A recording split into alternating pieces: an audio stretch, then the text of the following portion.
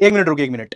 मैं एक नई चीज शुरू करने वाला हूं और एक नई सीरीज है जिसके अंदर मैं एक्सपोज करने वाला हूं एनटी को। एनटी एक वो सब्जेक्ट है जो कोई चीज फील नहीं करता है। आप कितना भी आंसर की इसको चैलेंज कर लीजिए, कितना भी उन पे फोन करके कुछ भी बोल लीजिए, कितना भी प्रोटेस्ट कर लीजिए, सब्जेक्ट डेड है, साइड से कुछ फील नहीं करता है। इस सीरीज के अंदर बताने वाला हूं कि आपको एनटी के जो द्वारा क्वेश्चन दिया था उनको अपने आप कैसे ठीक करना है, उसको सॉल्व करना है, क्योंकि एनटी उन क्वेश्चन को ड्रॉप नहीं करने वाला है। Let start. ये क्वेश्चन एनटी के द्वारा पूछा गया था। इसमें इंग्लिश फैक्ट्री मसूलीपट्टनम कब स्टैब्लिश हुई, सूरत के अंदर, हुगली के अंदर, पुलिकट के अंदर, एंड लास्ट में डच की जो स्टैब्लिश हुई थी फैक्ट्रीज, उनके बारे में पूछा गया क्रोनोलॉजिकली अरेंज करने के लिए।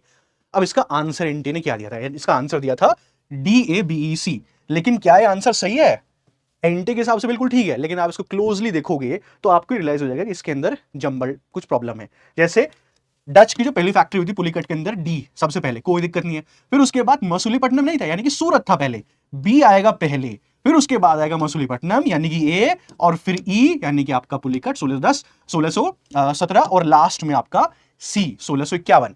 ये ठीक क्वेश्चन है।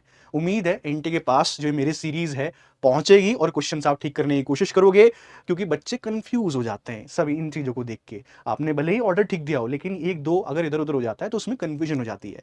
ऐसे ही और भी वीडियोस के अंदर हम एनटी को एक्सपोज करने वाले हैं। उम्मीद है कि ये शॉर्ट जो है उनके पास पहुंचेगी और वो कुछ ना कुछ करने की कोशिश करेंगे। अदरवाइज सब्जेक्ट तो डेड हो चुका है। अगर आपको इन क्वेश्चंस को सीखना है कि इन क्वेश्चंस को अपने आप ठीक करके कैसे अपने आप ही ठीक करें, उसके लिए आपको जीएसपी ज्वाइन करना पड़ेगा, गारंटेड सिलेक्शन प्रोग्राम, जो टेक्स्ट बुक सुपर कोचिंग का अभी लॉन्च हुआ है।